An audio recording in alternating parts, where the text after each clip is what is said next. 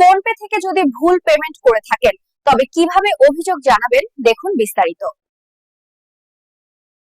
আপনি কি ভুল পেমেন্ট করে ফেলেছেন? তাহলে আপনার জন্য এই ভিডিওটি। প্রিয় দর্শক শ্রোতা, অত্যন্ত গুরুত্বপূর্ণ একটি বিষয়ের উপর আজকের এই প্রতিবেদন।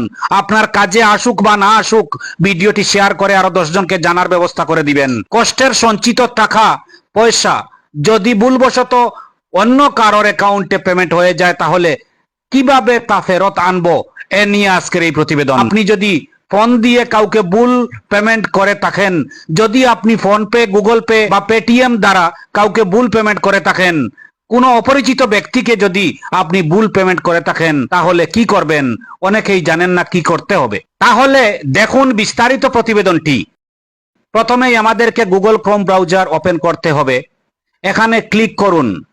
ক্লিক করার পর আমাদেরকে সার্চে লিখতে হবে NPCI। এটি হচ্ছে ইউপিআই এর অফিসিয়াল পেজ। এখানে ক্লিক করুন। ক্লিক করার পর চলে আসব, নিচে স্ক্রল করব। এখানে দেখতে পারবেন কনজিউমার। এই কনজিউমারের মধ্যে ক্লিক করব। আবার ক্লিক করার পর আসবে ইউপিআই কমপ্লেন্ট। এখন ইউপিআই কমপ্লেন্টে ক্লিক করব।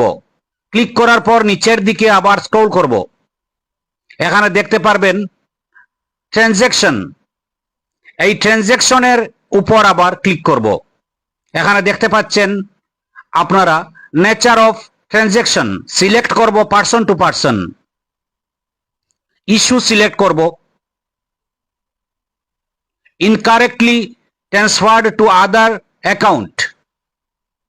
এবার কমেন্টে লিখতে হবে, এই সেন্টেন্সটি লিখতে হবে, the money went to another stranger because of my mistake.